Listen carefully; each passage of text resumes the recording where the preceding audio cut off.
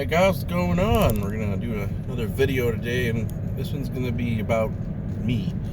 And what specifically about me? Well, I want to answer the question of what is it like being a real estate agent while still working, your 9 to 5, I guess you would call it, job, right? So that's what I'm gonna talk about.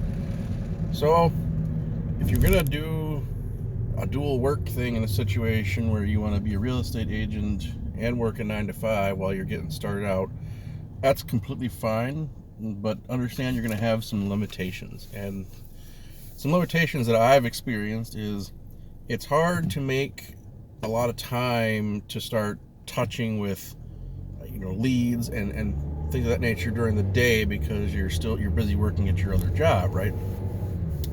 So what I've tried to find to do is I take a little time, every hour if I can, and at least try and follow up with some leads and talk with them daily so that I can keep in touch and keep working those leads to hopefully at some point convert them into a client.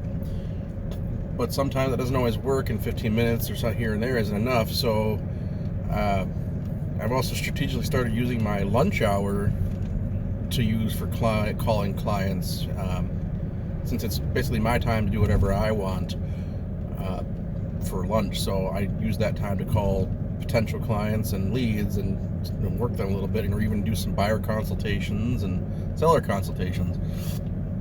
So that's just things that I've been doing. That's probably the harder thing for me, is the time. It's just a lot of your time is divided, so you can't go all in all the time when it comes to the real estate side of things, which if you want to do it, going all in on the real estate side of things is what you want to do, because if you're not all in it, you can't win it, so to speak, right?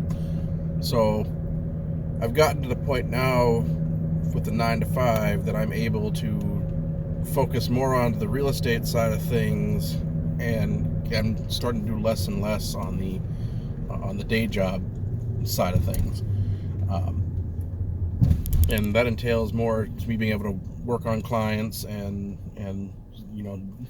do the consultations and work those leads and really hone in on what I'm trying to switch my career to be.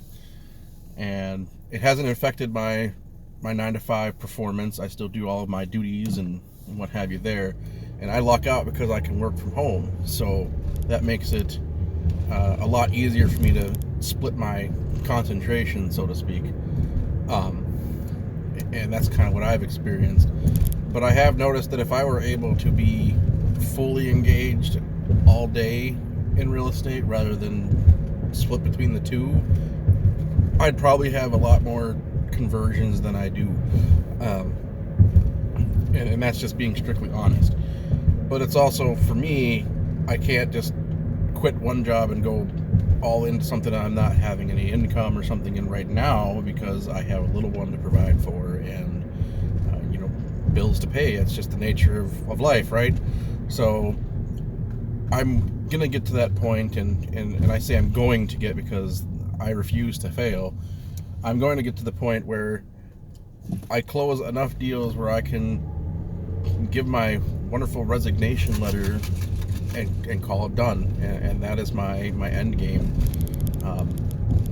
And I'm just building the relationships now so that when the time comes and deals start happening, that I'll be able to be like, all right, I'm done, I'm out, and then I can go full 100% into the real estate side of things. So that's been the major challenge for me, is just the time. And there's a lot to take in as a new agent, especially when you're learning some new technology and things that you may have never used before. Contracts aren't that difficult for me. I'm accustomed to contracts because I do it pretty frequently in my day job. We have contracts with customers, so reviewing contracts and understanding the language in there and all that stuff wasn't too terrible. It's all the extra tools, like what do you do for digital signatures, or even getting property info and doing comparative markets, like things like that, like the tools that are available to you as an agent, and learning to use them appropriately. And even doing something as simple as working a CRM, it's something I'm also not accustomed to, but I have grown very proficient at now because I come from an IT background. So it wasn't a difficult thing for me to implement and learn.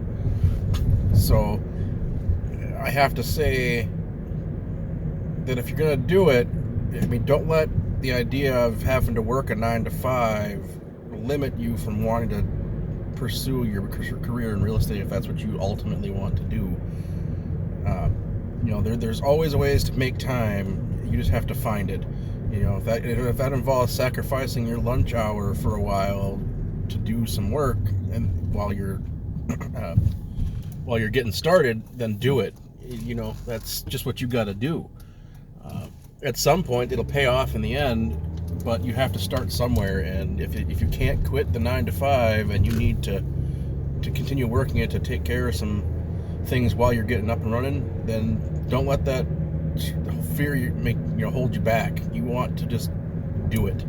And I assure you, if I can do it, anybody can do it, because it is. So I don't think there's much else I can touch on with that right now. It's just you got to learn your time management skill pretty well if you're gonna do that. Double working, because you're essentially working the same shift for both jobs. Is what it comes down to. Like, I mean, you make your hours as an agent, so whether you're working an 8, 10, 12-hour day, that's completely up to you. And obviously, the more time you sink into it, the better off you're going to be.